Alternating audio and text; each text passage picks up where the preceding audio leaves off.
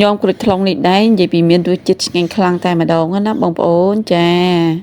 ជំរាបសួរបងប្អូនទាំងអស់គ្នាថ្ងៃនេះដែរខ្ញុំមកធ្វើឲ្យញោមក្រូចថ្លុងញ៉ាំម្ដងណាបងប្អូន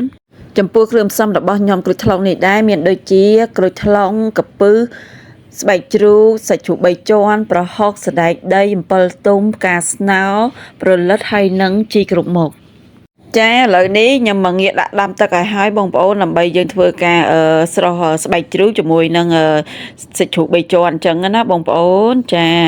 បន្ទាប់ពីខ្ញុំបានដាក់ដាំទឹករួចរាល់ហើយអស់គឺ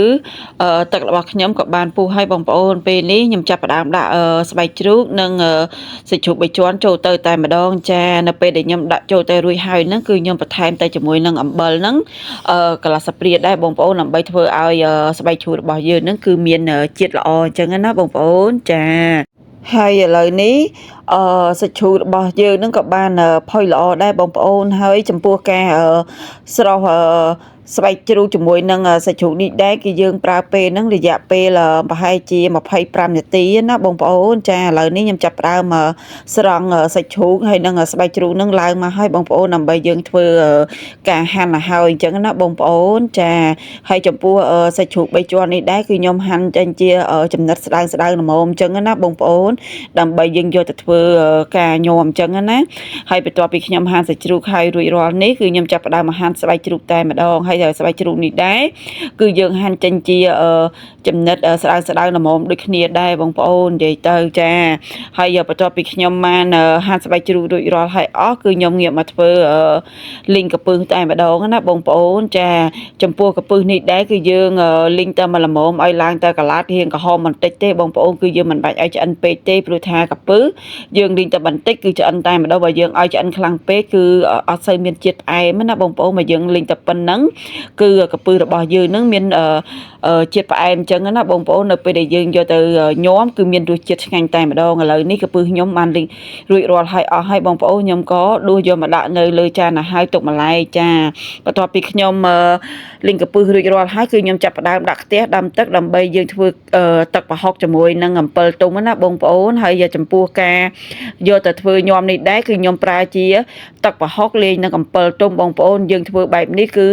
មានរសជាតិឆ្ងាញ់ខ្លាំងហើយមានរសជាតិដិតអញ្ចឹងណាបងប្អូនចាប៉ុន្តែបើសិនជាថាបងប្អូនអត់ចេះហូបប្រហុកបងប្អូនអាចលាយជាមួយនឹងទឹកត្រីអញ្ចឹងណាបងប្អូនហើយនឹងក្រូចឆ្មាចាហើយចំពោះទឹកប្រហុកនេះដែរគឺខ្ញុំ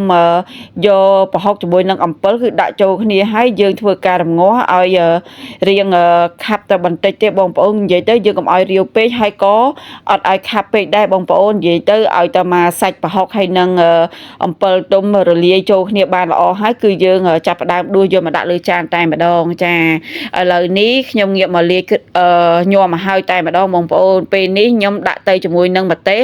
ហើយនឹងប៊ីចេងមកចុងសាព្រាទៅបងប្អូនហើយបន្ទាប់មកគឺខ្ញុំដាក់ស្ករសហ្នឹងចំនួន1សាព្រាកន្លះចាបន្ទាប់ពីខ្ញុំបាន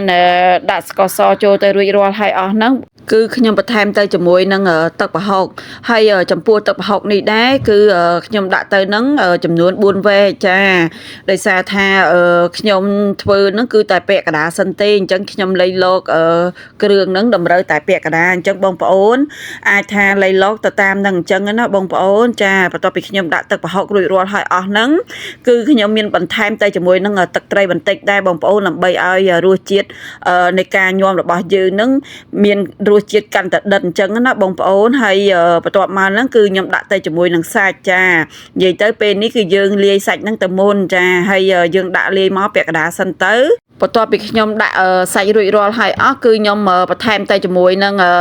កាពឹសណាបងប្អូនចាហើយចំពោះកាពឹសនេះដែរគឺខ្ញុំដាក់ចូលទៅទាំងអស់តែម្ដងបងប្អូនព្រោះថាថ្ងៃនេះខ្ញុំប្រើកាពឹសហ្នឹងតើមកល្មមដែរទេបងប្អូនអញ្ចឹងទៅខ្ញុំលាយជាមួយនឹង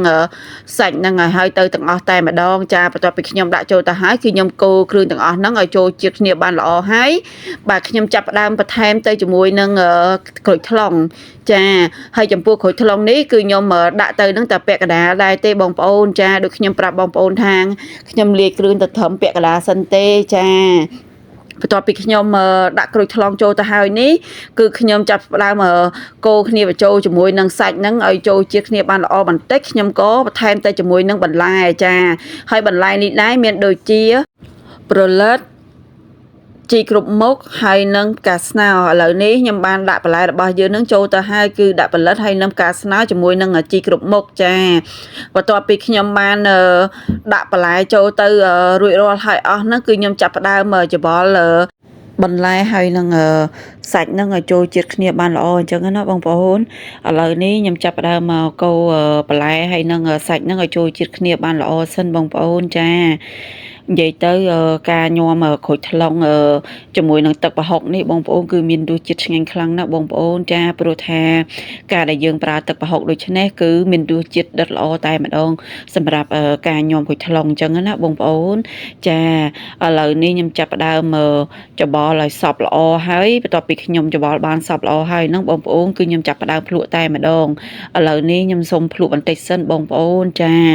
បន្ទាប់ពីខ្ញុំភ្លក់រួចរាល់ហើយអស់ហ្នឹងបងប្អូនគឺរសជាតិឆ្ងាញ់ខ្លាំងតែម្ដងចាបន្ទាប់ពីខ្ញុំភ្លក់រួចរាល់ហើយអស់ហ្នឹងគឺខ្ញុំបន្ថែមទៅជាមួយនឹងសណ្តែកដីគឺចុងក្រោយគេបងប្អូននិយាយទៅសណ្តែកដីនេះយើងចាំដាក់ក្រោយគេដើម្បីអីកុំឲ្យសណ្តែកដីរីកខ្លាំងចឹងណាបងប្អូនព្រោះថាយើងដាក់ក្រោយគេអញ្ចេះពេលដែលយើងច្បល់រួចរាល់ហើយអស់គឺយើងញ៉ាំទៅមានរសជាតិឆ្ងាញ់តែម្ដងចាឥឡូវនេះខ្ញុំមកដួសញោមដាក់ទៅលើចានហើយបងប្អូនចានិយាយទៅបងប្អូនអាចមើលបាននិយាយពីថាតំណងខ្លាំងមែនតើបើថារសជាតិវិញបងប្អូនគឺឆ្ងាញ់កប់សេរីខ្លាំងណាស់បងប្អូនហ្នឹងនិយាយទៅបងប្អូនអាចធ្វើបានបងប្អូនខ្ញុំហ៊ានធានាអញ្ចឹងហ្មងថារសជាតិមកពេញចិត្តបងប្អូនតែម្ដងចាឥឡូវនេះវីដេអូរបស់នាងខ្ញុំក៏បានដល់ទីបញ្ចប់ដែរបងប្អូនបើសិនមកបងប្អូនពេញចិត្តនៅវីដេអូនេះសូមបងប្អូនជួយដាក់ Subscribe និង Follow Page ឲ្យនាងខ្ញុំម្នាក់មួយផងបងប្អូនបើសិនមកបងប្អូនមានចម្ងល់នៅក្នុងវីដេអូនេះបងប្អូនអាចខមមិននៅក្រោមវីដេអូរបស់នាងខ្ញុំបានហើយនាងខ្ញុំក៏សូមអរគុណដល់បងប្អូនទាំងអស់គ្នា